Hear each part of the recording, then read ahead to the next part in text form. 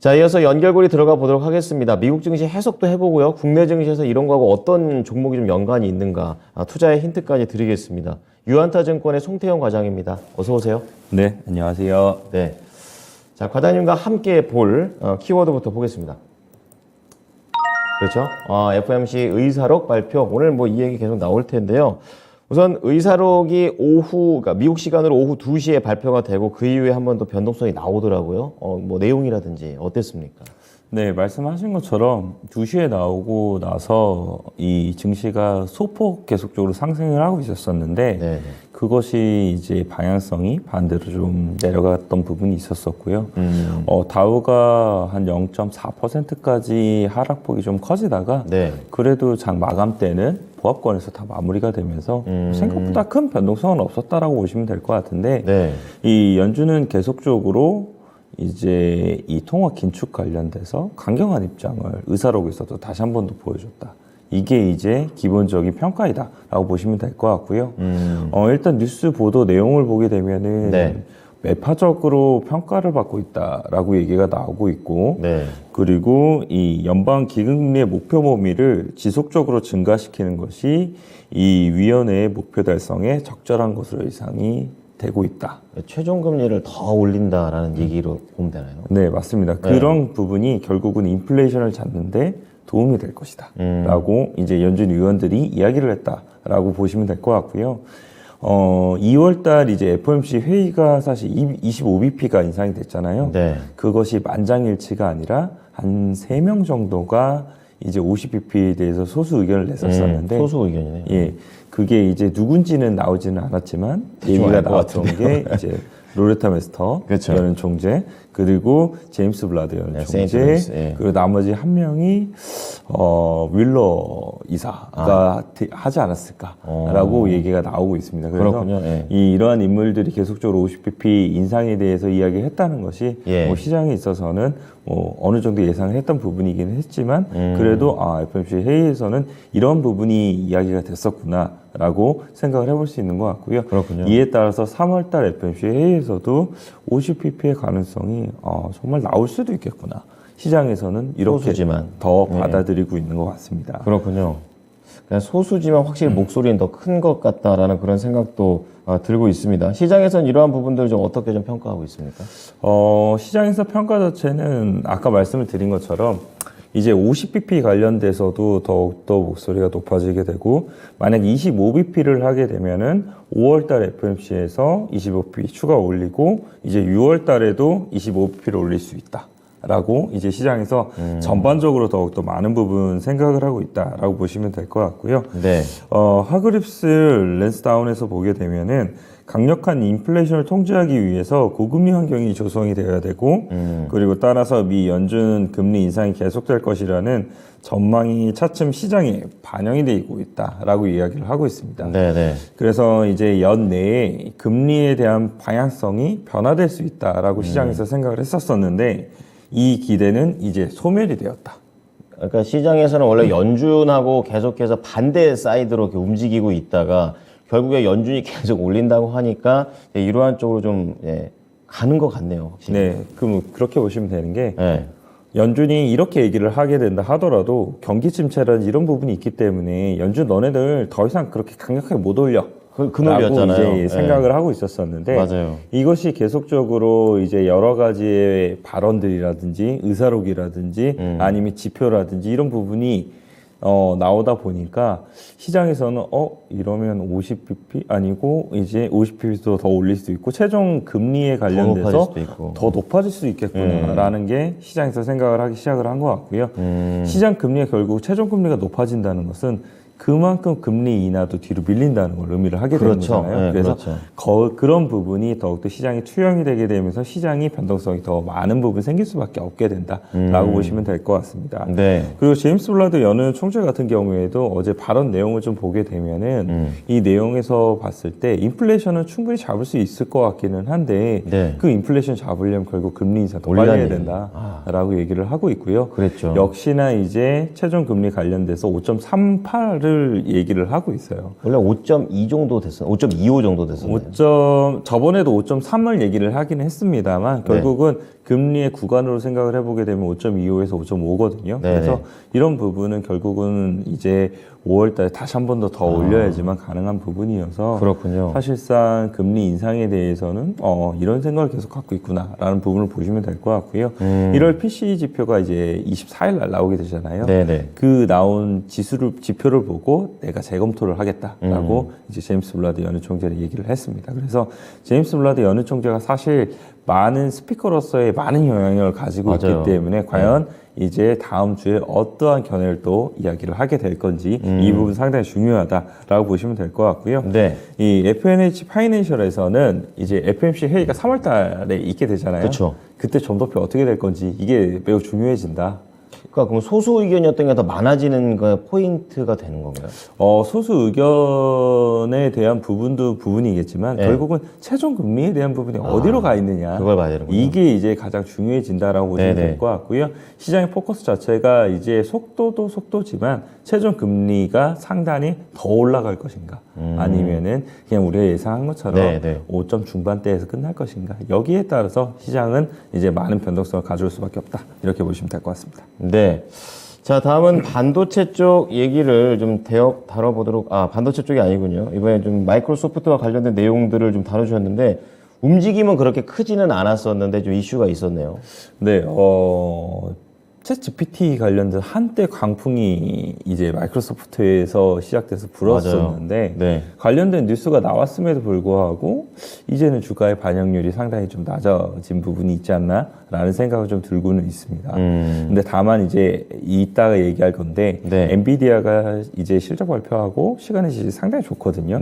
그리고 컨퍼런스에서 AI 관련된 내용만 얘기를 했는데 이 관련돼서 다시 한 번 더 국내 시장에 어떻게 반영이 될지는 좀 지켜봐야 된다. 라고 말씀을 드리고 싶고요. 일단 마이크로소프트 같은 경우에는 22일 날 마이크로소프트가 AI로 구동되는 iOS 및 안드로이드용 빙 검진 엔진과 이제 브라우저 신규 버전을 이제 공개를 했다. 엣지. 라고 이야기를 하고 있습니다. 그래서 이러한 부분이 이제 마이크로소프트가 챗 GPT 관련돼서 정말 자사의 이제 브라우저라든지 검색 엔진과 이제 콜라보를 하게 되면서 얼마만큼이나 이제 일반 유저들에게 먹혀 들어갈 것인지 이 부분을 테스트하기 시작을 했다라고 보시면 될 것 같고요. 그리고 유료 모델 관련돼서도 이제 지금 진행을 하고 있잖아요. 그런 부분이 뭐 만족도 관련돼서는 뭐 여러 가지 의견이 많이 나오기 있기는 합니다만 그럼에도 불구하고 그 모델 자체가 성공할 수 있는지 이 부분도 우리가 앞으로 좀 지켜봐야 되는 부분이 되지 않나라고 생각을 해볼 수 있는 것 같고요.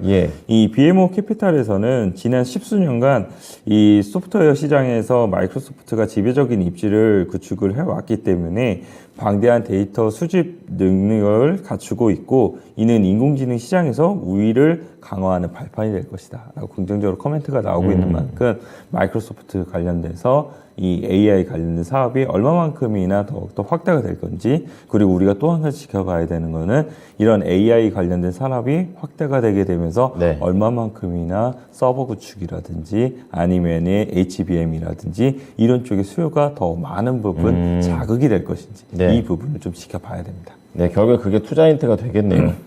자, 다음 필라델피아 반도체 지수를 통해서 이제 반도체 관련된 종목들을 보도록 하겠습니다. 뭐 개별적인 내용들이 다채롭게 나왔는데 좀 자세하게 들어보죠.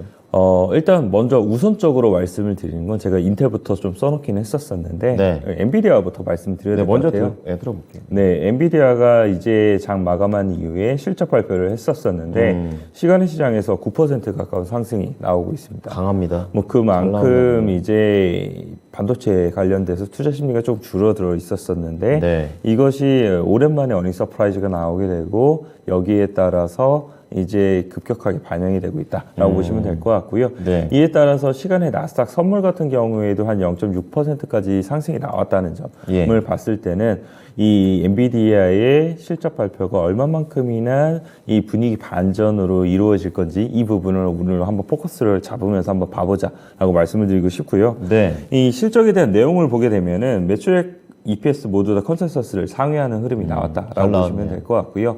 이 게이밍 부분에서 컨센서스를 상회하게 되고 데이터 센터 부분에서 컨센서스를 하회하게 되는 이런 부분이 있게 됩니다.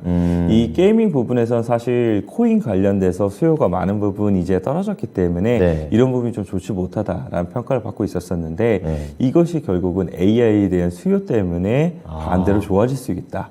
라는 이런 가능성이 상당히 많이 나오고 있고요. AI. 아까 컨퍼런스 콜에서 이제 AI 관련된 내용이 많이 나오고 있다라고 얘기를 했었었는데, 네. 이 AI 관련돼서 이제 마이크로소프트도 마이크로소프트지만 그 외에도 보게 되면 구글이라든지 예. 바이두라든지 많은 메가테크 관련된 기업들이 사실상 앞으로 우리가 AI 관련된 사업을 진행을 하겠다라고 얘기를 하고 있잖아요. 그것은 결국은 자사의 GPU에 관련된 수요를 더욱더 많은 부분 좋아지게 만들 그렇다는 수 얘기죠. 있을 수밖에 없다라는 게 이제 컨퍼런스 콜에 주도한 내용이었다라고 보시면 될 것 같고요. 네. 뭐 관련돼서 상당히 좋은 이제 시장의 반영을 보인 만큼 이러한 부분이 국내의 반도체 투자 심리가 상당히 많이 위축이 되어 있었었는데 얼마만큼이나 좋아지게 만들 수 있을 것인지를 한번 지켜보자라고 말씀드릴 수 있을 것 같고요. 네. 이 엔비디아 관련돼서 AI 관련된 종목들이 뭐 MD스테크라든지 아니면 C랩이라든지 뭐 그 종목이 갑자기 생각이 안 나는데 네. 그런 약간 작은 종목들이 있었어요. 그래서 이 종목들 같은 경우에 오늘 다시 한 번 더 변동성이 충분히 나올 수 있을 테니까 그 종목들에 대한 매매는 충분히 오늘 가능하다라고 말씀 좀 드리고 싶고요. 예. 반도체 전반적으로 얼마만큼이나 더욱더 좋아질지는 일단은 좀 지켜봐야 되는 부분이다라고 말씀드릴 수 있을 것 같습니다. 네, 잘 간 게 또 엔비디아였다면 장중에 계속 부진했던 거는 인텔이었었거든요. 이제 인텔과 관련된 내용 그리고 팔로알토 네트워크스까지 같이 갖고 오셨는데 좀 들어보겠습니다. 인텔은 배당 줄이겠다고 얘기를 했어요. 근데 인텔이 배당을 줄이는 게 그렇게 굉장히 큰 악재인가 이런 생각이 들기도 하고 고배당주인 걸로 알고 있었거든요. 지금까지 십몇 년간 계속적으로 배당을 늘려왔었기 때문에 그런 부분이 그러다 꺾어버리는 반대로 66% 이번에 배당을 예. 줄였었거든요. 그렇게 되다 보니까 배당 관련돼서 뭐 좋지 못 배당 삭감된다는 건 좋지 않는 이슈 중에 뭐 하나니까. 그렇긴 한데, 예. 그렇지만 시장에서 전반적으로 생각을 하는 거는 예. 인텔이 지금 사업도 별로고 재무 상황도 별로인데 언젠가는 인텔이 배당을 삭감을 할 줄 알았다. 하는 게 기본적인 사실상 이야기였습니다. 올 게 왔다. 네, 그래서 인텔이 사실상 배당 삭감에 대한 내용이 나왔음에도 불구하고 장 초반에 2% 정도 상승이 나왔거든요. 예. 그래서 이런 부분 자체가 시장이 나중에 좋지 못한 흐름으로 가다 보니까 결국은 마이너스 한 2%까지 하락이 나왔다. 이 정도로서만 보시면 될 것 같고요. 디테일 알겠습니다. 인텔 같은 경우에는 뭐 워낙 그 전부터 계속적으로 재무 상황이라든지 배당을 주니 지금 차라리 그 돈으로 사업에 대한 부분을 더 투자를 해서 그렇죠. 차라리 따라잡는 게 낫지 않겠느냐 이런 목소리가 상당히 많았었거든요. 그런 부분을 감안을 했을 때는 인텔의 배당 삭감 자체가 이 반도체 투자 심리에 있어서 그렇게 악영향을 미칠 가능성이 상당히 적어 보인다라고 말씀드리도록 하겠습니다. 네. 그리고 이제 팔로알토 관련돼서 말씀드리게 되면은 이 4분기 실적 관련돼서 발표가 나왔습니다. 네. 이 4분기 매출액 같은 경우 25%가 증가한 수치인 16.6억 달러를 기록을 하게 되고요. 네. EPS 부분이 눈에 띄게 좋아지는 부분이었었는데 EPS가 전년도 대비 81%가 증가를 한 수치가 나오게 됩니다. 왜 이렇게 잘 나왔어요? 컨센서스 대비 상당히 좋아졌던 부분이었었는데 네. 클라우드 부분, 사업 부분에서 이제 확장이 많이 나오다 보니까 네. 거기서에 대한 수익성이 많은 부분 좋아지고 있다라고 그랬군요. 얘기를 하고 있고요. 팔로알토가 그만큼 이러한 이제 보안 관련돼서 많은 이제 이 선도적인 지위를 가지고 있다는 것을 다시 한 번 더 이번 실적에서 잘 보여줬다라는 평가를 받고 있습니다. 네. 그리고 이제 보안 관련돼서 실적에 대한 우려가 조금 나오고 있었었는데 네. 이런 부분을 말끔히 해소가 되는 이번 실적이었다라고 얘기를 하고 있고요. 웨드부시는 관련돼서 목표 주가를 200불에서 210불까지도 상향 조정을 하게 되면서 좋은 평가를 내리고 있습니다. 이런 부분을 이제 국내로 생각을 해보게 되면은 네. 국내에서도 AI 관련된다거나 뭐 이런 부분에 있어서 향후 결국은 보안 관련된 내용이 상당히 많이 나올 수밖에 없게 될 텐데 그렇죠. 그런 부분에서 보게 되었을 때 국내에 있어서 보안주들은 사실상 시가총액이 그렇게 크지는 않아요. 네. 가장 큰 기업이 결국은 안랩일 텐데 안랩 같은 경우에 사실 이런 이슈보다는 정치 관련된 이슈로 훨씬 맞아요. 더 많은 부분 움직이다 보니까 네. 그런 부분 조금 아쉽다라고 보시면 될 것 같고요. 그 외에 보게 되면 윈스라든지 아니면 SM이라든지 아니면 이글루라든지 라온시큐어라든지 이런 종목들이 있기는 합니다만 최근에 강했던. 어느 정도 변동성을 이미 가지고 있는 종목들이기 때문에 그런 부분에 있어서는 뭐 매매로서의 접근 혹은 아니면 주가가 다시 빠졌을 때는 그때 다시 한 번 더 우리가 접근을 해보자라고 말씀드리도록 하겠습니다. 네.